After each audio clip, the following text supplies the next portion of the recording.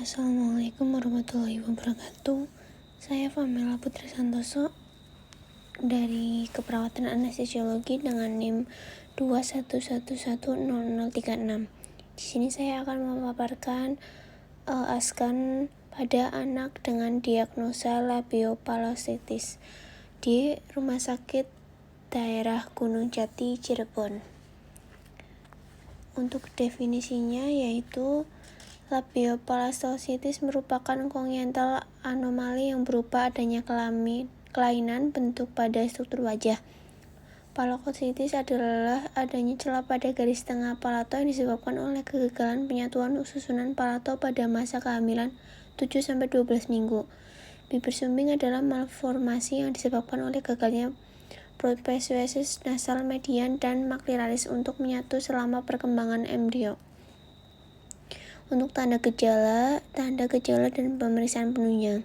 Untuk tanda gejala yaitu ada deformitas pada bibir, kesukaran dalam menghisap makanan, kelainan susunan arctomodentis, distresi nasal sehingga bisa menyebabkan gangguan pernafasan, gangguan komunikasi verbal, regurgitasi makanan, distorsi pada hidung, adanya celah pada bibir pada palastosis, adanya rongga pada hidung, distorsi hidung, kesukaran dalam menghisap makanan. Untuk pemeriksaan penunjangnya ada foto rongsen, pemeriksaan fisik, MRI untuk mengevaluasi abnormal. Untuk komplikasinya, menurut Fong 2019, komplikasi yang terjadi pada labiopalastosis yaitu kesulitan berbicara. Otot untuk berbicara mengalami penurunan fungsi karena adanya celah. Hal ini dapat mengganggu pola berbicara bahkan menghambatnya. Terjadinya otitis media, aspirasi, distres pernafasan, risiko infeksi saluran nafas, pertumbuhan dan perkembangan terhambat, gangguan pendengaran disebabkan oleh otitis media recurrentis sekunder akibat. Untuk pengajiannya namanya anak A, umurnya 4 bulan, jenis kelamin laki-laki, agama Islam, alamat Kuningan, tanggal pengajiannya tanggal 12 Oktober 2024. Untuk analisa datanya yang pertama yaitu saya mengambil cemas. Untuk DS-nya keluarga pasien mengatakan pasien belum pernah menjalani prosedur pembedahan sebelumnya. Untuk DO-nya pasien tampak menangis, pasien tampak tegang. Untuk nadi 143 kali per menit, untuk suhu 36,3 Celcius. Untuk problemnya preoperasi menjadi akan dilakukan proses pembedahan, kemudian takut akan pembedahan dan terbentuknya cemas. Untuk yang analisis data kedua yaitu gangguan fungsi respirasi. Untuk DS-nya tidak ada. Untuk DO-nya terpasang anestesi umum ETT ukuran 2,5 dengan obat anestesi propofol 30 mg, Ventolin 10 mikrogram, Santagesik 200 mg. Bradipnu untuk RR-nya 25 kali per menit, untuk nadinya 130 kali per menit. Untuk problem pada intranya itu pembiusan, ventilasi tidak adekuat, gangguan sistem oksigenasi, RK gangguan fungsi respirasi. Untuk pasca anestesinya DS-nya nggak ada, DO-nya pasien belum sadar sepenuhnya, teridentifikasi resiko jatuh, pasien bayi, Stewart skor 5. Untuk problemnya postoperasi, efek postoperasi, hilangnya pengaruh anestesi, kemudian menangis dan menyebabkan teridentifikasi resiko jatuh. Rencana tindakannya yaitu cemas.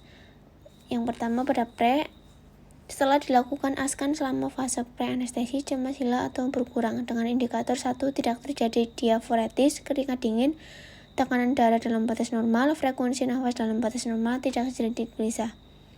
Untuk intervensinya, identifikasi tanda verbal dan non-verbal kecemasan. Yang kedua, ciptakan suasana terapeutik untuk menumbuhkan kepercayaan. Yang ketiga, identifikasi tingkat kecemasan. Yang keempat, gunakan pendekatan yang tenang dan meyakinkan. Yang kelima, libatkan orang tua pasien, anak. Untuk rencana tindakan yang pada intra, RK gangguan fungsi respirasi. Untuk tujuannya setelah dilakukan askan selama fase intra anestesi, komplikasi gangguan fungsi respirasi tidak terjadi.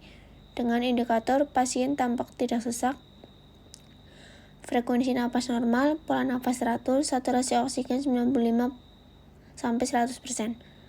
Untuk intervensinya, monitoring pola napas, monitor saturasi, respirasi, dan oksigenasi, atur gas anestesi sesuai kebutuhan kondisi pasien, kolaborasi pemasangan ventilasi mekanik. Untuk yang paskanya, resiko jatuh setelah dilakukan ASKEN selama fase pasca anestesi resiko jatuh tidak terjadi. Untuk intervensinya, identifikasi faktor resiko jatuh, monitoring TTV, monitoring tingkat kesadaran, anjurkan pendampingan pasien bayi anak. Untuk implementasinya, pada pre-anestesi cemas, mengidentifikasi tanda verbal dan non-verbal kecemasan. Pasien menangis, menciptakan suasana terapeutik untuk menumbuhkan kepercayaan. Tingkat kecemasannya sedang, mencuri perhatian anak agar perhatiannya teralihkan, mengidentifikasi tingkat kecemasan menggunakan pendekatan yang tenang dan meyakinkan, melibatkan orang tua anak. Anak ditemani orang tua dan menjadi lebih tenang. Untuk intranya, RK gangguan fungsi respirasi. Untuk implementasinya, memonitoring pola nafas, memonitoring saturasi respirasi dan oksigenasi, mengatur gas anestesi sesuai kebutuhan kondisi pasien, mengkolaborasi pemasangan ventilasi mekanik. Untuk responnya, pola nafas teratur, O2-nya 100%, menggunakan isofluren 1,5 mili, setting ventilatornya volume tidurnya 80, rasionya 1:1,5.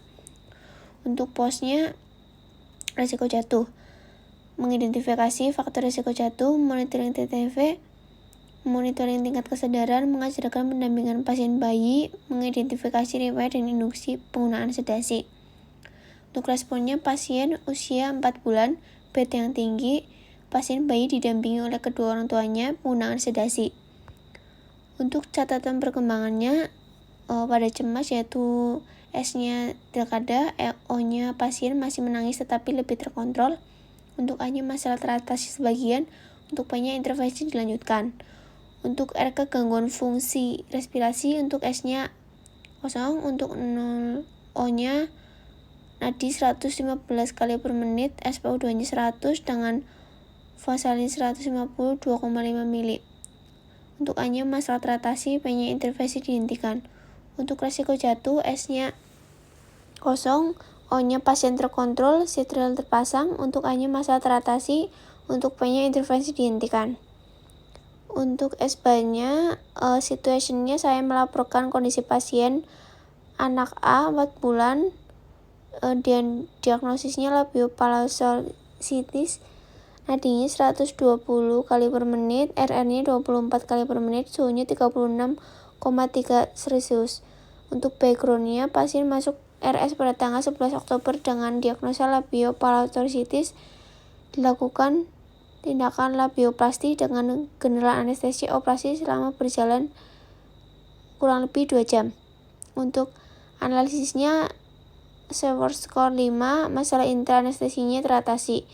Untuk rekomendasinya, pasien direkomendasikan untuk dipantau hemodinamiknya sampai benar-benar labil setiap 30 menit. Itu saja. Terima kasih. Wassalamualaikum warahmatullahi wabarakatuh.